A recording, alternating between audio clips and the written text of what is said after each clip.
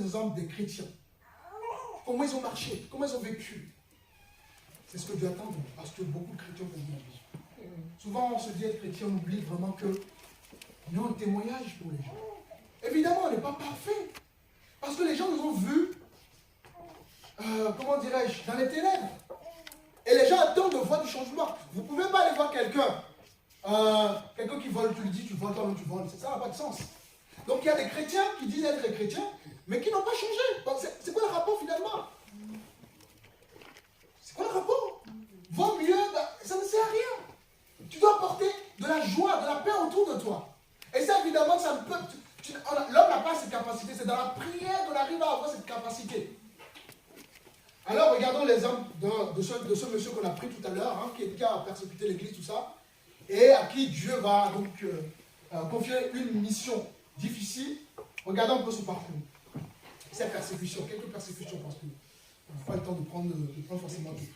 Nous sommes dans Acte 21, le verset 27.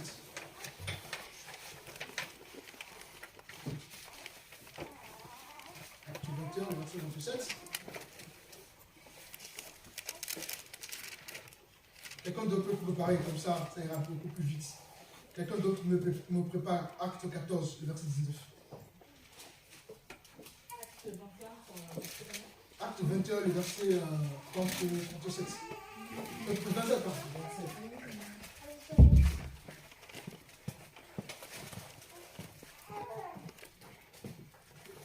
Je lis le verset 27 et l'autre c'est Acte 14, le verset 19.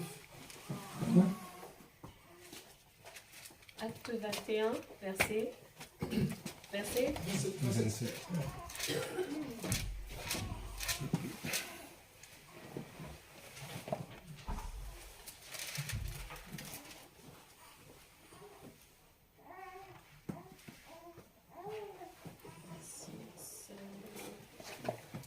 Acte 21, verset 27. Je lis au nom de Jésus. Vers la fin des 7 jours, les Juifs d'Asie qui avaient vu Paul dans le temple soulevèrent toute la foule et s'emparèrent de lui. Ils criaient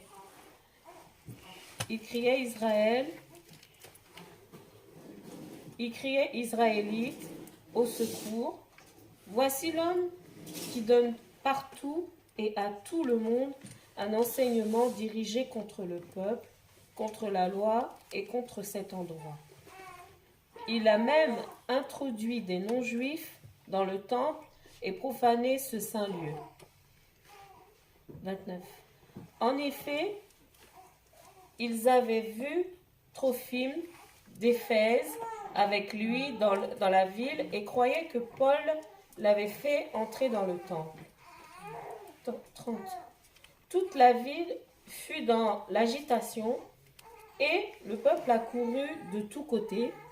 Ils s'emparèrent de Paul et le traînèrent à l'extérieur du temple, dont on ferma aussitôt les portes. Amen. Vous pouvez lire le reste. Je prends quelques versets, mais vous pouvez lire. Tout le reste est intéressant.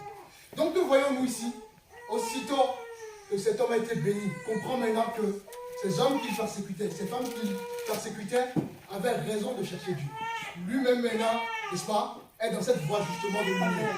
Alors les persécutions commencent. Voilà un homme qui a été brutalisé. Là, on ne se rend pas compte de ce que cet homme vivait là en ce moment bien précis. Voilà. Et ensuite, acte 14, verset 19.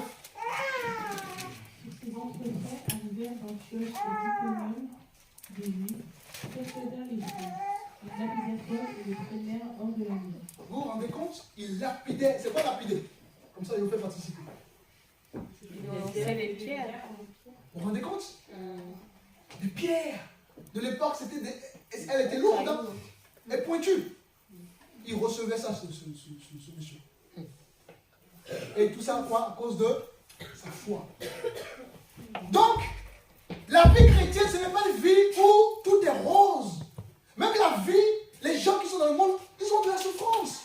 On a l'impression que comme on est chrétien, il y a plus de souffrance. Il y a plus de difficultés. Que tout est rose. On a donc un Dieu peine je veux un bonbon. Il faut que ça arrive sur mon lit. Papa, je veux un travail. Il faut que, bon, je croise les bras, ça arrive. Papa, je veux un homme, je veux une femme. Il faut que l'homme dise, ah, attends, je suis ton mari. Attends, je suis ta femme. Voilà la réalité. C'est ça la réalité aujourd'hui, malheureusement. La Bible déclare que Dieu fait pleuvoir la pluie sur les bons, sur les méchants également. Donc, c'est pas être chrétien ne veut pas dire forcément que bon, c'est fini, tout est. Voyez-vous, mais Dieu va utiliser maintenant, avantage, Dieu va utiliser notre souffrance pour nous amener à la perfection. Est-ce que vous comprenez? Dieu va utiliser la souffrance pour nous amener quelque part. Or, dans le monde, il n'y a même pas de résultat suite à tout ça. Comme on dit, ben on souffre cadeau. Vous comprenez? Alors, on va prendre aussi, je regarde le chapitre. On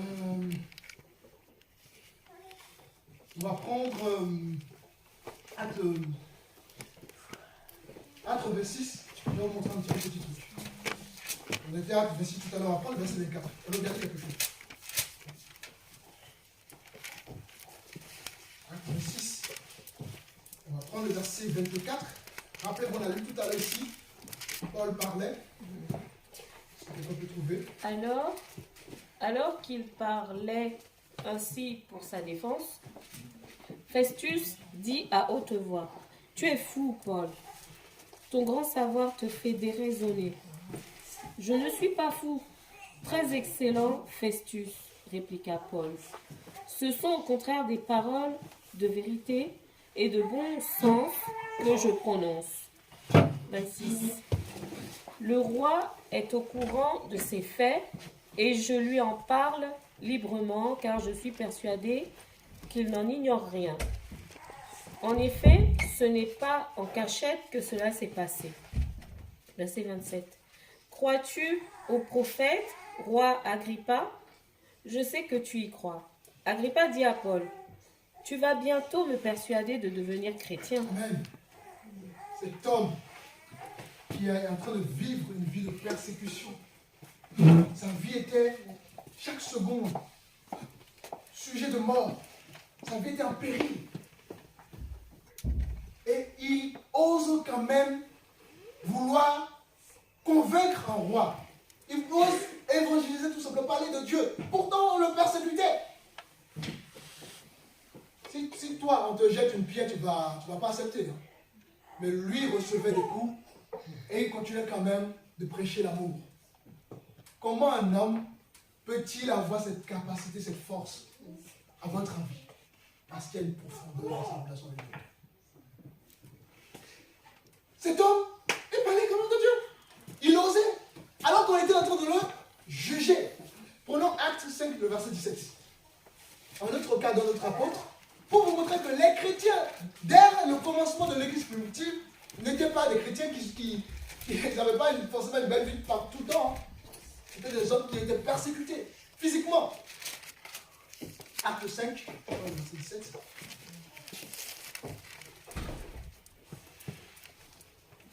Quelqu'un d'autre me prépare Acte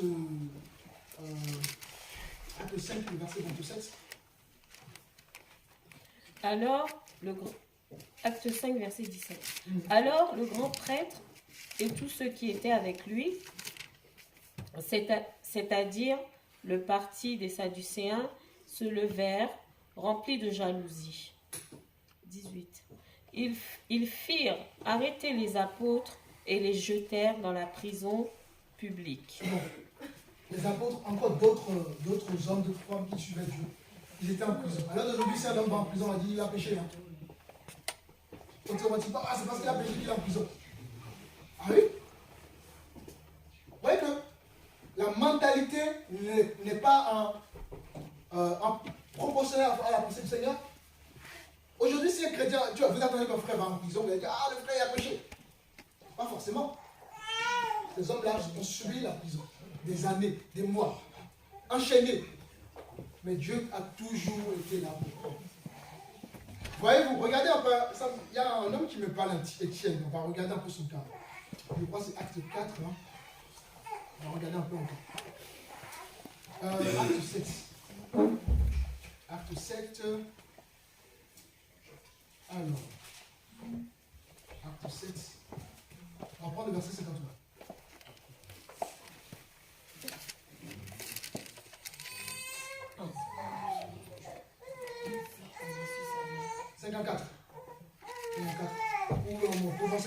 mieux comprendre le contexte. Acte 7, verset 53. Vous qui avez reçu la loi par l'intermédiaire des anges et qui ne l'avez pas gardée. 54. En entendant ces paroles, ils avaient le cœur plein de rage, ils grinçaient des dents contre lui. Mais Étienne, rempli du Saint-Esprit, fixa les regards vers le ciel et vit la gloire de Jésus, vit la gloire de Dieu et Jésus debout à la droite de Dieu. 56. Il dit, je vois le ciel ouvert et les fils de l'homme debout à la droite de Dieu. Verset 58 directement.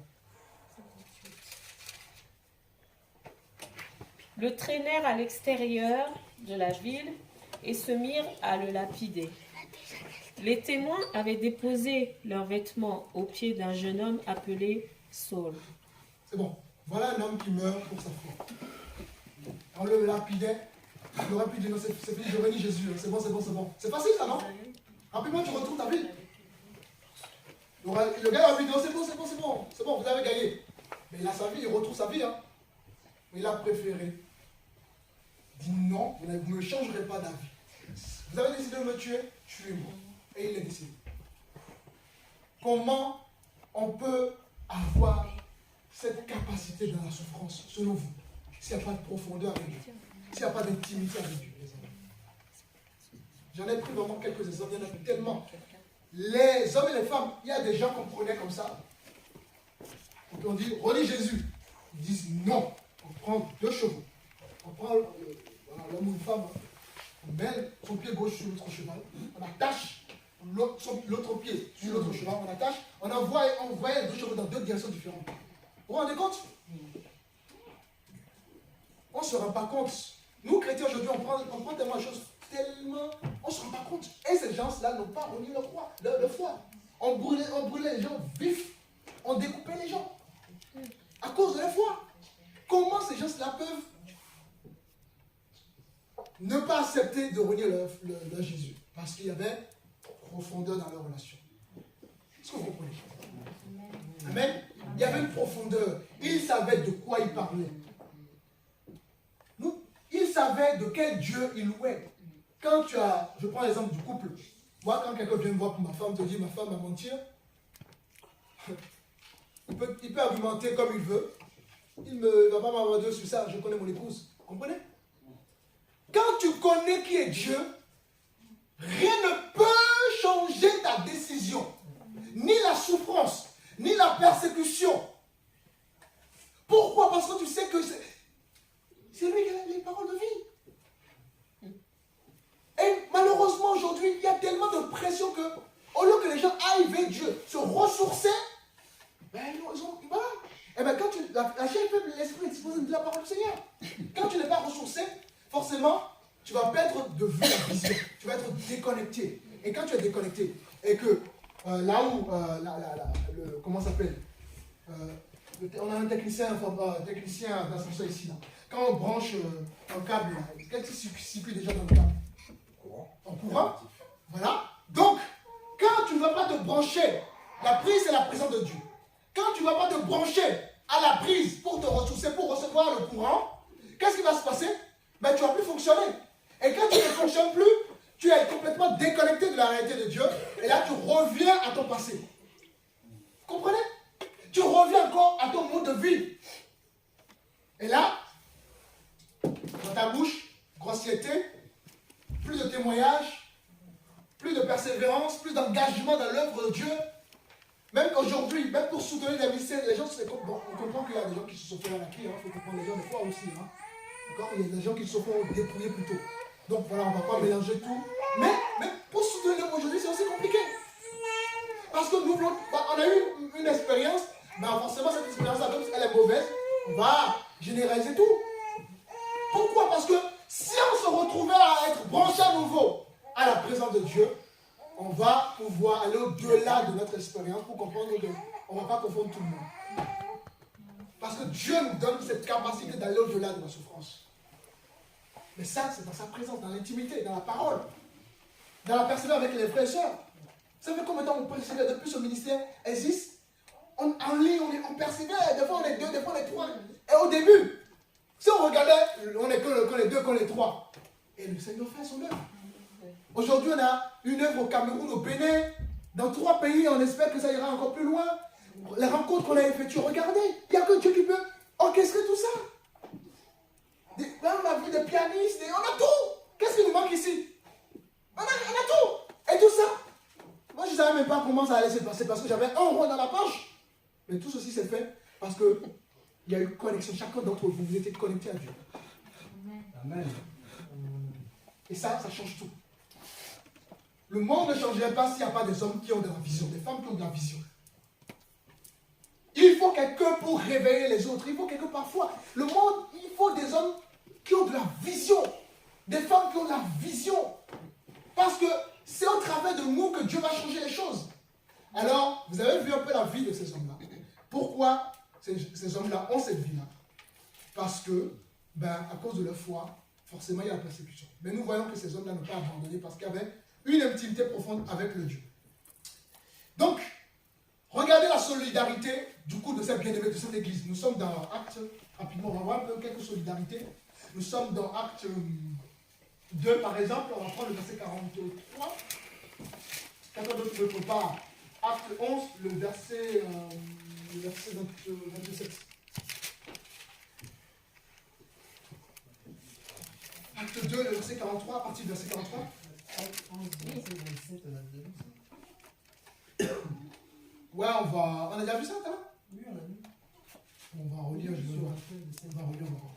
Acte 2, verset 43. Ils persévérèrent dans l'enseignement des apôtres, dans la communion fraternelle, dans la fraction du pain et dans les prières. Continue. 43. La crainte s'emparait de chacun et il se faisait beaucoup de prodiges et de signes miraculeux par l'intermédiaire des apôtres. 44. Tous ceux qui croyaient étaient ensemble et ils avaient tout en commun. 45. Ils vendaient leurs propriétés et leurs biens et ils en partageaient le produit entre tous en fonction des besoins. Amen.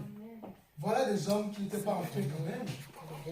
Leurs femmes étaient en danger, leurs enfants étaient en danger, leur foyer était en danger, eux-mêmes étaient en danger. Là, quand tu es en danger, tu n'as plus le temps pour la communauté, hein. Tu n'as plus le temps pour aider les autres. Hein. Mais ils avaient quand même cette solidarité. C'est ça l'église. Cette solidarité. Ils partageaient les biens, ils étaient ensemble. Parce que ensemble on est fort. L'avion n'a pas été édifié par les témoins des uns des autres aujourd'hui. C'est pour ça que ces moments-là existent. C'est pour ça que Dieu a institué des choses dans l'église. À savoir la prière, les moments de communion fraternelle, fraction de pain, tout ce que voilà. Parce que ces moments nous donnent justement des ressources. C'est bien de passer le temps personnellement, c'est une bonne chose. C'est d'abord ce qu'il faut faire. Mais c'est encore mieux aussi de passer du temps avec les bien-aimés. Parce que chacun va apporter quelque chose. Et là, tu vas dire, ah, là on parle de moi. C'est comme ça que Dieu fait les choses. Pourquoi? Parce que la sœur Karine a reçu un don. Le frère Guillaume a reçu un don.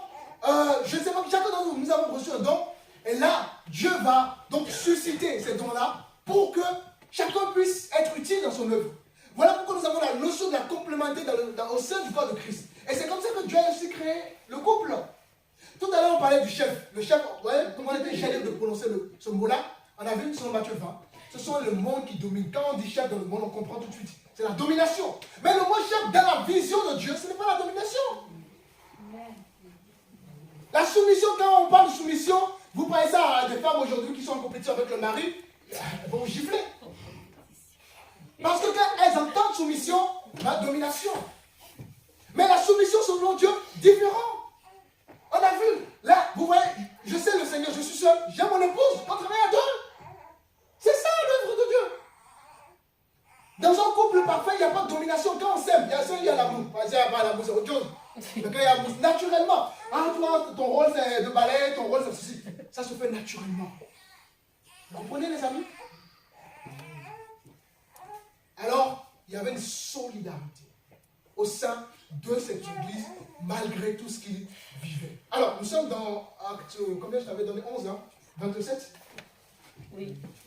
Non. Oui. Ce qui dit qu'il a déjà lu là. Acte 11, verset 27. Acte 11, verset 27. Non, 11. 11, 27. Hein? Oui. Acte 11, le verset 27. À partir de À cette époque-là, les prophètes descendirent de Jérusalem à Antioche.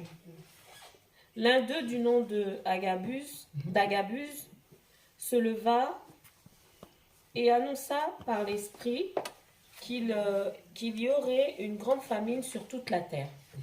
Il arriva en effet sous l'empereur Claude. 29. Les disciples décidèrent d'envoyer, chacun selon les moyens, un secours aux frères et sœurs qui habitaient la Judée. C'est bon, tu peux t'arrêter là. Encore une fois, solidarité. C'est la puissance de l'Église. Regardez, même le monde nous enseigne. Vous prenez la communauté chinoise. Vous voyez comment elle a organisé cette communauté-là? Le Chinois ne l'embaucherait pas quelqu'un d'autre d'abord avant c'est son frère d'abord. Les Chinois, ils sont tellement structurés. J'ai étudié récemment, c'est incroyable ce que j'ai vu. Tellement structurés qu'ils ont même créé une banque. Et si l'un de leurs frères a besoin d'argent, il a moins de difficultés pour recevoir l'argent. Parce qu'ils savent que le Chinois, quand il emprunte, il ne le redonne pas comme certaines personnes leur donnent l'argent. Même quand tu demandes, on crie sur toi. Alors que c'est ton propre argent. Ça, c'est plutôt un problème, on ne va pas généraliser, mais généralement chez les Africains. Tu te cries dessus. Mais c'est ton argent quand même, tu as souffert. Et on te dit même, pour combien? Mais le jour où tu me demandais, tu me suppliais. C'est combien tu m'as prêté là? Toi, t'es bien là? C'est la réalité dans laquelle vous et moi nous sommes. Et donc, le Seigneur met à part des hommes et des femmes pour justement créer une église forte. Dans l'église, on peut créer des hôpitaux, des soucis. Même si on a l'impression que c'est une fortune, mais Dieu peut faire des choses, les amis. Mais il faut avoir la foi. On peut créer des écoles. Si l'école dans le monde, ça ne nous convient pas, on instruit nos enfants à l'école, voilà, où on sait que c'est nos frères qui gèrent ça. Mais pour cela, il faut avoir la vision. Il faut avoir la foi. Et y croire. Moi, quand j'ai commencé ce ministère, je vous assure, déjà, j'ai été j'ai désobéi à Dieu. Mais quand je vois ce que Dieu fait, je dis waouh! Quand on laisse Dieu faire les choses naturelles.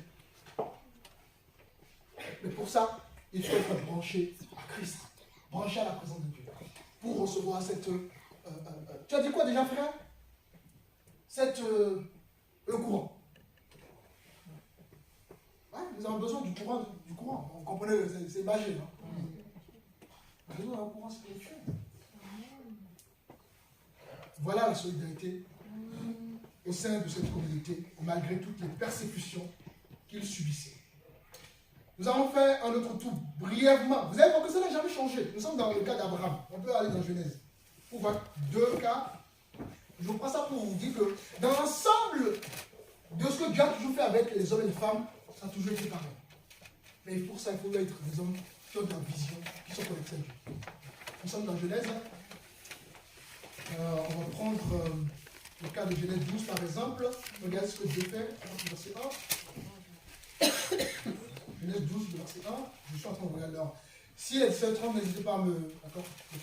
N'hésitez pas à m'informer.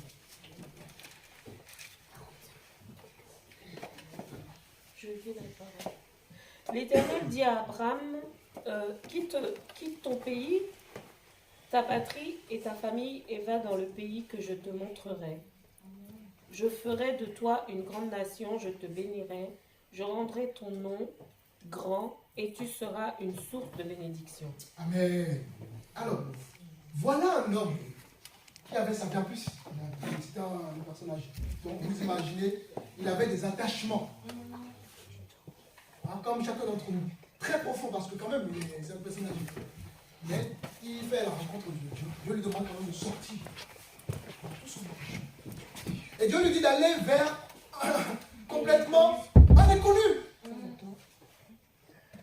Si Dieu te demande d'aller aux Antilles, tu n'as jamais été aux Antilles, tu vas réfléchir. Mon compte bancaire là, c'est combien? Je vais laisser mon travail de quand même 3 000 € tous les mois. CDI. J'ai quand même l'espérance de 10 ans. C'est compliqué. Est-ce que vous comprenez? Dieu lui dit, va vers une terre inconnue. Donc la vision n'était pas claire. Il avait une partie de la vision. Mais qu'est-ce que nous pouvons constater qui est très enseigné au travers du comportement, n'est-ce pas, de notre Père dans la foi. Parce que la Bible l'appelle Père, il a notre Père dans la foi. Mais il a obéi, il est parti. Mais c'était encore au début de sa relation avec Dieu. Mais il a quand même obéi. Il est parti. Il ne savait pas là où il allait, mais il est parti. Et Dieu fonctionne avec nous. Il ne va pas simplement vous demander d'aller d'une ville à une autre. Il peut vous demander de faire d'autres choses. Va à cette compétition. Même si tu as fait qu'une seule compétition, va. Même si les gens sont plus expérimentés que toi, vas-y. Et tu y pars. Même si tu as des problèmes dans ta vie, mal au dos, tu étais fort hier, subitement tu t'es retrouvé complètement cassé. C'est dans la faiblesse que Dieu se glorifie. La Bible déclare, c'est dans votre force, dans votre faiblesse que vous êtes fort. Vas-y. Donc Dieu ne nous demandera jamais quelque chose qui est rationnel. 1 plus 1 égale 2. Dieu te demandera quelque chose qui n'est pas rationnel. Dieu te dira 1 plus 1 égale 3. Ou égale 1. Mais si tu raisonnes, tu ne vas pas obéir. C'est comme ça que Dieu fait les choses. Et pourquoi il le fait? Pour nous apprendre des choses. Pour nous apprendre à dépendre de lui. À dépendre de sa volonté. À dépendre de sa grâce. Parce que très souvent, l'homme a tendance à croire qu'il fait les choses par lui-même. Il y a des communautés où vous avez l'impression qu'il faut les choses par eux-mêmes. Hein. Dieu n'est plus là. Hein? Et quand la personne tombe, là, la personne est complètement déçue. Pourquoi il y a cette déception? Parce que tellement qu'il a fait des efforts, que quand il va tomber, 2 ans de sanctification. Oui, parce que tu as fait des efforts. Mais si tu avais laissé Dieu le faire, et que même si tu tombais, tu comprenais que la grâce de Dieu est là. Et tu vas simplement dans la présence du Seigneur, tu t'humilies. Mais quand tu fais les choses par tes propres capacités, tu auras du mal à t'humilier. Tu auras du mal à t'humilier. Et donc, Dieu lui dit, va dans un inconnu. Alors qu'est-ce qui va se passer?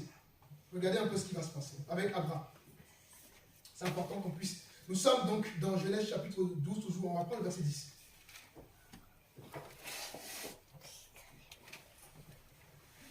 Il y eut une famine dans le pays, et Abraham descendit en Égypte pour y séjourner, car la famine pesait lourdement sur le pays. Comme il était sur le point d'entrer en Égypte, il dit à sa femme Saraï, « Écoute-moi, je sais que tu es une belle femme. » Verset 12. « Quand les Égyptiens te verront, ils diront, c'est sa femme, et ils me tueront. Tandis que toi, ils te laisseront en vie. » Verset 13. « Présente-toi donc comme ma sœur, afin que je sois bien traitée à cause de toi, et que je reste en vie grâce à toi. » 14. Lorsqu'Abraham fut arrivé en Égypte, les Égyptiens virent que la femme était très belle. Les intendants du pharaon la virent et la vantèrent au pharaon, si bien que la femme fut emmenée chez le pharaon. 16. Il traita bien Abraham à cause d'elle, et Abraham reçut des brebis, des bœufs, des ânes, des serviteurs et des servantes, des ânesses et des chameaux. 17. Cependant, l'Éternel frappa le Pharaon et sa famille de grands fléaux à cause de Saraï, la femme d'Abraham. Alors qu'est-ce qui va se passer? Nous avons vu que cet homme va obéir à Dieu. Mais comme il est sur le chemin, sur une voie de lumière, il y a un travail, il y a vraiment un travail, hein, comme chacun d'entre nous. Une fois que nous avons compris ces choses, que nous sommes sur cette voie, Dieu va travailler dans notre vie. Et subitement, Dieu lui dit, va vers le commun. Et le lieu où il se trouvait, il y avait une famille. Et qu'est-ce qui va se passer? Il s'est retrouvé en Égypte. Est-ce que Dieu lui a demandé d'aller en Égypte? Non. Alors, pourquoi il s'est retrouvé en Égypte? Parce que là encore, Abraham est sur le cheminement. Il ne saisit pas encore tout. C'est tellement, pour ne pas parler avec certitude, qu'il a douté. Mais il s'est retrouvé en Égypte. Et quand il s'est retrouvé en Égypte, des problèmes ont commencé. Et donc, Dieu va nous demander quelque chose. Et parfois, il peut y avoir la famille. Mais avec toi, ça peut être différent. C'est pas parce que tout le monde panique que toi, tu vas paniquer. Vous comprenez? C'est pas parce qu'autour de toi, les gens paniquent que tu vas forcément paniquer. Je marche dans l'ombre de la vallée de la mort, je ne crains aucun mal. Et donc, il se retrouve en Égypte, problème vont commencer. Mais ce qui est extraordinaire, tout de suite, il se ressaisit. Alors, nous sommes dans le chapitre 13, le verset 1.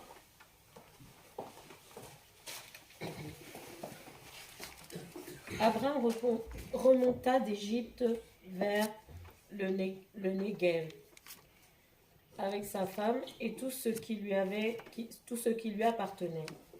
Lot était avec lui. Abraham était très riche. C'est bon, c'est Corinne. Je vous remercie. Donc, il repart au point de départ.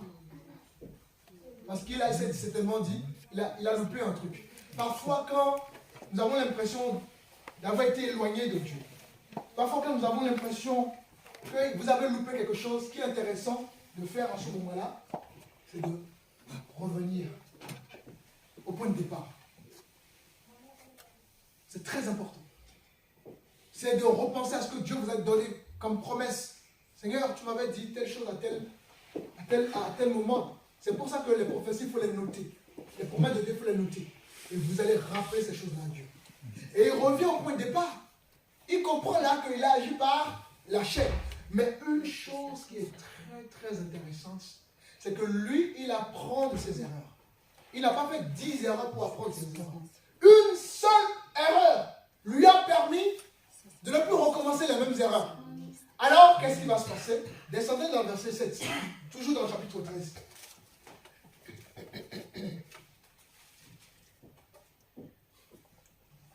Chapitre 16. Nous sommes au chapitre 13. Tu descends au verset 7. J'étais en train de lire tout à l'heure. J'ai fermé. N'hésitez pas à relayer la sœur si besoin. Verset 7 du chapitre 13. C'est ça, pasteur Mathieu? Chapitre 13, verset 7. Oui. Il y eut une dispute entre les bergers des troupeaux d'Abraham et les bergers des troupeaux de Lot. Les Cananéens et les Phérésiens habitaient alors dans le pays. Abraham dit à Lot, qu'il n'y ait donc pas de dispute entre toi et moi, ni entre tes bergers et les miens, car nous sommes frères. Verset 9. Tout le pays n'est-il pas devant toi? Sépare-toi de moi. Si tu vas à gauche, j'irai à droite. Si tu vas à droite, j'irai à gauche. 10. Lot leva les yeux et vit que toute la plaine du Jourdain était entièrement arrosée. Avant que l'Éternel n'ait détruit Sodome et Gomorrhe, c'était jusqu'à Tsoar, comme un jardin de l'Éternel, comme l'Égypte. 11. Lot choisit pour lui toute la plaine du Jourdain et se mit en route vers l'est. C'est ainsi qu'ils se séparèrent l'un de l'autre. 12. Abraham s'installa dans le pays de Canaan, tandis que Lot s'installait dans les villes de la plaine et dressait ses tentes jusqu'à Sodome. 13. Les habitants de Sodome étaient mauvais et péchaient beaucoup contre l'Éternel. 14. L'Éternel dit à Abraham, après que Lot se fut séparé de lui, lève tes yeux et, de l'endroit où tu es, regarde vers le nord et le sud, vers l'est et l'ouest. En effet, tout le pays que tu vois, je te le donnerai à toi, ainsi qu'à ta descendance pour toujours. Amen. Donc nous avons compris, cet homme comprend son erreur, il revient au point de départ. Et quand il revient au point de départ, qu'est-ce qui va se passer? Il y aura une dispute avec son neveu, avec les serviteurs de son neveu, parce qu'ils étaient tous les deux très riches. Regardez quelque chose. Je vais donner l'exemple autrement. Ils étaient à un endroit qui est séparé en deux. Et il y avait une partie qui était très riche, une autre partie qui était complètement pauvre. Alors, Abraham devrait se séparer de son neveu. Et il aurait pu dire, bon, moi je vais quand même vers ce qui m'attire, vers là où il y a la richesse, il y a tout ça, il y a tout. Mais il demande à son neveu de choisir. Donc, qu'est-ce que nous comprenons? À partir de là, Abraham était déconnecté des choses qui sont éphémères, des choses qui peuvent l'attirer facilement. Il aurait pu dire, moi je choisis quand même, je suis quand même un enfant de Dieu. Mais cette fois-ci, il a compris que autrefois il y avait la famine, je suis parti en Égypte. L'Égypte c'est le bonheur, c'est la joie. Hein? Maintenant, même si à gauche c'est le désert, je sais que Dieu changera ce désert-là en 2 jours. Son frère choisit quand même la beauté, hein? La fertilité. Ok. Là on comprend déjà qu'il a compris de ses erreurs. Et là, cette fois-ci, il a appris à s'appuyer sur son Dieu.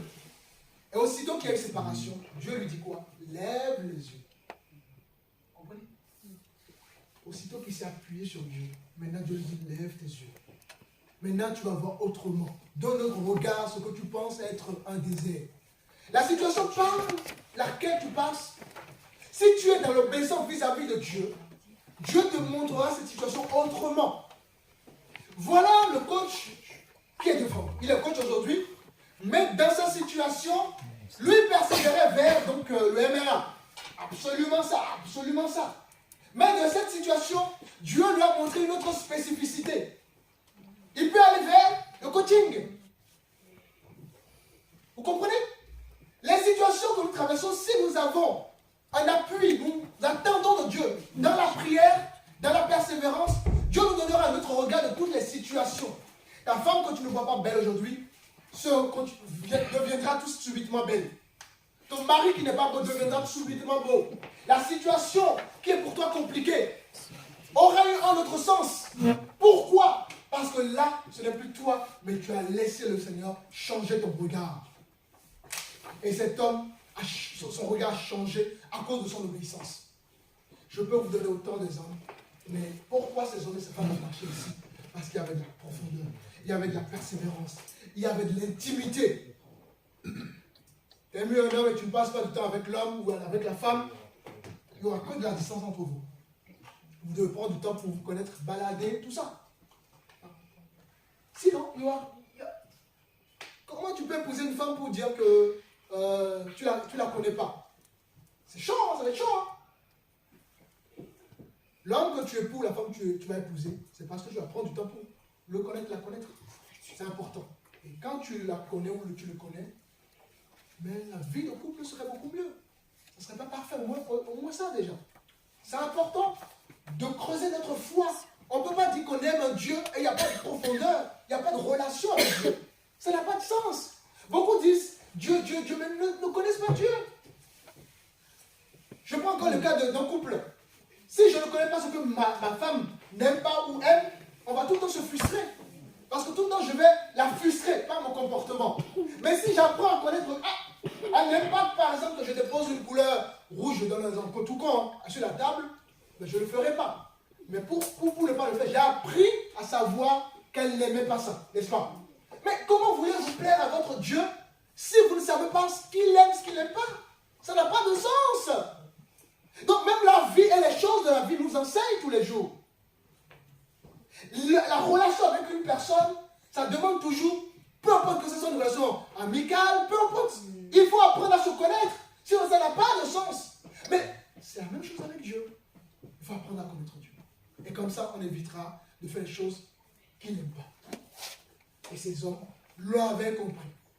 Alors, nous sommes de plus en plus dans un monde où nous sommes l'église, nous devons influencer par la vision céleste. Comprendre que ce n'est pas le monde qui va nous décourager. Ce n'est pas les choses de la vie qui vont nous décourager. Un jour, une soeur me témoignait, j'étais fatigué, mais je savais que j'avais pris l'engagement avec le pasteur. J'étais fatigué. Mais quand je me suis dit, j'ai pris l'engagement avec le Seigneur, donc c'est avec Dieu que j'ai pris l'engagement.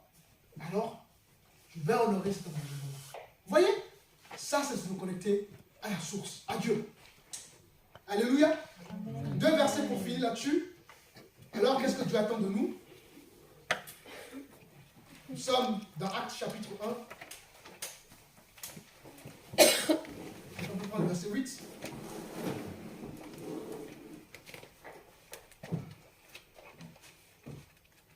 Je vais profiter pour faire la scène comme ça, on va gagner du temps. On va faire aussi. Et après, on va prier.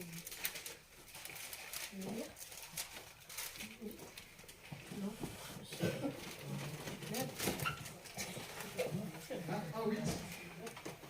Et quand on trouve le Matthieu 5.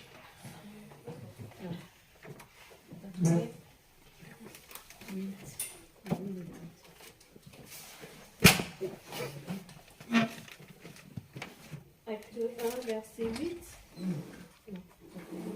Dans Matthieu 5, verset 14. Mais vous recevrez une puissance lorsque le Saint-Esprit viendra sur vous, et vous serez mes témoins à Jérusalem. Amen. Donc, Chacun d'entre nous, merci beaucoup. Chacun d'entre nous, nous sommes quoi? Des témoins. Témoins de quoi? Tu as une idée? Témoins de quoi? Comment? Pardon? Nous sommes témoins en toutes choses. Nous devons montrer quelque part l'exemple pour qu'il y ait un peu de paix autour de nous. On ne peut pas changer le monde en moins, on peut changer un peu autour de nous. On peut changer nos familles. Au moins qu'il y ait au moins la paix dans nos familles autour de nous. Nous sommes témoins de Dieu. Là où tout le monde est crispé, toi tu peux apporter de la joie. Là où tout le monde est désespéré, toi tu peux apporter de l'espoir. Là où tout le monde agit différemment, de manière un peu, on va dire, de manière un peu pas trop catholique, toi tu peux montrer le chemin sans forcément juger tout de suite. Juste montrer pour apprendre. Parfois il ne faut même pas parler, il faut juste faire la chose pour que les gens regardent. Dieu nous appelle à être des témoins. Dans notre façon de parler, dans notre façon de prendre des décisions, dans notre façon de marcher, les gens observent. Et c'est ainsi qu'on va être des modèles pour la société. Être des modèles ne veut pas dire qu'on est arrivé, mais les gens apprennent de nous. Et toi-même tu apprends de l'autre, la vie, c'est comme ça qu'on apprend les uns des autres. C'est comme ça qu'on se construit. Et Dieu nous appelle à être des témoins. Mais pour être des témoins, il faut avoir la vision. Il ne faut pas que la persécution soit soit le mur qui nous empêche d'avancer. Et pour tenir dans une persécution, parce que la chair est faible, l'esprit est disposé, il ne faut jamais cesser de prier et de chercher Dieu. Ensuite, Matthieu chapitre 5, verset 14.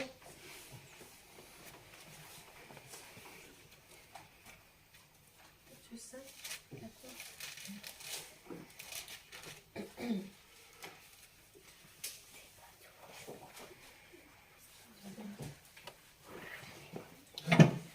vous êtes la lumière du monde. Une ville située dans une montagne ne peut pas être cachée, et on n'allume pas non plus une lampe pour la mettre sous un seau. Chacun d'entre vous, merci beaucoup. Chacun d'entre nous, vous êtes quoi? La lumière. Et ça, ce qui pose problème aujourd'hui, c'est que les gens symbolisent tout. Ça, c'est notre nature. Tu es lumière. Et le but de l'ennemi, c'est de te décourager. Tu es lumière par rapport à quoi? Hier, tu as menti, non? Tu es lumière par rapport à quoi? Hier, tu as fait n'importe quoi. Et là, au lieu d'écouter Dieu, qu'est-ce que Dieu dit? Quand tu ouvres ta Bible, la Bible dit quoi? Ce que la Bible dit, peu importe ce que tu fais, tu dois accepter la vérité biblique. Parce que ne pas accepter la vérité biblique t'entraînera du coup à t'éloigner de Dieu. Vous êtes la lumière. Le but de lumière, c'est quoi? Si on était tout ça noir, et on ne verra pas les taches. La lumière arrive et permet de voir les taches. Et la Bible dit que nous sommes, vous et moi, nous sommes la lumière. La lumière de notre famille. Je suis un homme, je dois être un modèle. Je dois protéger ma famille. Je suis une femme. Je dois pouvoir être une bonne femme. Je dois pouvoir être, une bonne mère. Dans tout, quelle que soit nos responsabilités, parce que je suis lumière. le problème, c'est que parfois on peut douter de ça, à cause justement des pensées de l'ennemi. Le Seigneur attend beaucoup de choses de notre part, mais c'est à nous de nous connecter à nouveau avec Dieu. Bien évidemment, on priera après. Je voulais aussi faire la transition vers la scène, parce que ça me tenait à cœur de faire la scène. La scène, ce n'est pas simplement... C'est quoi la scène d'abord? Je vois un peu. C'est quoi la scène, si vous voulez, hein? Souvent on est habitué à la scène. Sinon en réalité, c'est la scène du repas du Seigneur. C'est quoi la scène? Hein? Oui? C'est la représentation du corps et Tout à fait. de la croix. Tout à fait. Exactement. Ça nous permet de rappeler un petit peu la souffrance du Seigneur. Et puis il y a, on va dire, je ne sais pas si c'est bon, il y a aussi ce côté un peu mystique de la chose. Quand on dit mystique, c'est un peu comme la régénération. Vous savez, la nouvelle naissance, on ne comprend pas tout. C'est spirituel aussi. La Sainte Seine, c'est aussi, il y a cette dimension spirituelle de la chose. Alors, le pain, ça représente quoi à votre avis? Le corps. Alors, comment on fait pour avoir du pain? Du pain sans le vin. Comment on fait pour avoir du pain? Quel est le procédé pour avoir du pain? Quelqu'un a une idée? Pour le créer, tu veux dire? En préparation. Ah, pour le cuire. C'est juste de la farine sans le grain et la ceinture. Ouais. Mais vous avez oublié... Mais la prière, l'eau, la farine, la sanctification. C'est très juste vos réponses. C'est très juste. Quoi? Mais avant d'avoir le pain, il faut d'abord récolter. Il y a la période de récolte. Oui, le blé. Le blé. Et après, une fois qu'on a le blé, par la suite... Mais la transformation, c'est quoi? C'est le broyage. Oui. Ensuite, vous avez encore d'autres idées? C'est déjà bien. Donc, le pain pour être... Il y a une sœur qui faisait de l'orge, de bijoux, un truc comme ça. Voilà, le diamant pour arriver pour pouvoir briller, ça passe par le feu. Et Jésus, il nous dit qu'il est le pain de vie. Nous sommes dans Jean 6, 56 ou 58. Nous sommes dans Jean 6.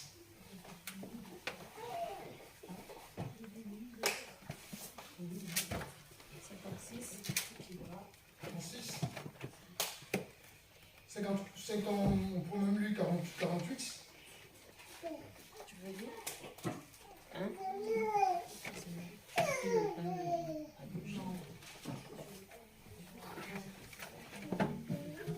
Je suis le pain de vie. Vos ancêtres ont mangé la manne dans le désert et ils sont morts. Amen. Matthieu 51. Je suis le pain vivant descendu du ciel. Si quelqu'un mange de ce pain, il vivra éternellement. Et le pain que je donnerai, c'est mon corps, que je donnerai pour la vie du monde. Amen. Donc le pain a deux sens ici. Il donne la vie éternelle et il donne de la vie. Amen. Ce qu'on voit dans Genèse chapitre 1, 2, pardon. Dieu souffla un souffle de vie. D'accord? Et Dieu donne de la vie à l'homme. Donc, en prenant le pain, comme la sœur Coralie a très bien dit, ça nous permet comment dirais-je, de nous connecter à la souffrance du Seigneur, à nouveau. Et au-delà de tout ça, Christ dit qu'il a le pain de vie, qui donne la vie éternelle. Et ensuite, qui donne aussi de la vie, donc la santé, la plénitude. Vous comprenez? Parfois, nos maladies, nos problèmes peuvent être réglés juste par la prière, juste par la présence de Dieu. Mais pour ça, il faut pouvoir discerner le corps de Christ. Discerner, donner de la valeur à la chose que nous faisons. Est-ce que vous comprenez? Et ensuite, le vin, c'est quoi le but du vin? Quelqu'un a une idée du vin? Le sang, oui, tout à fait. Pour avoir du vin, comment ça se passe? Vous avez une idée?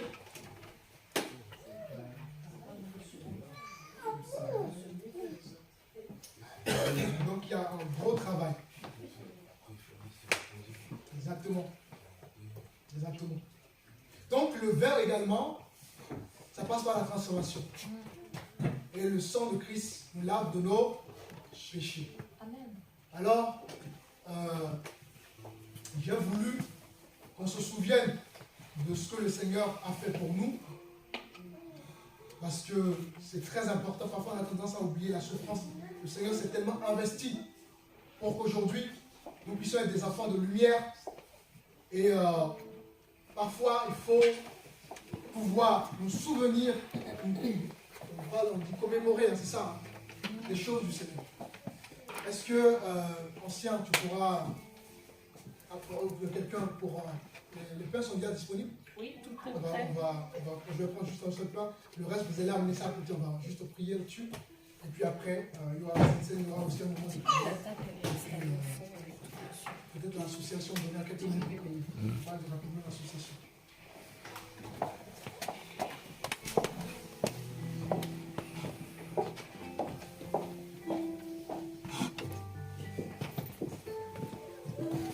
Maintenant, moi je serai en train de s'asseoir pour aller.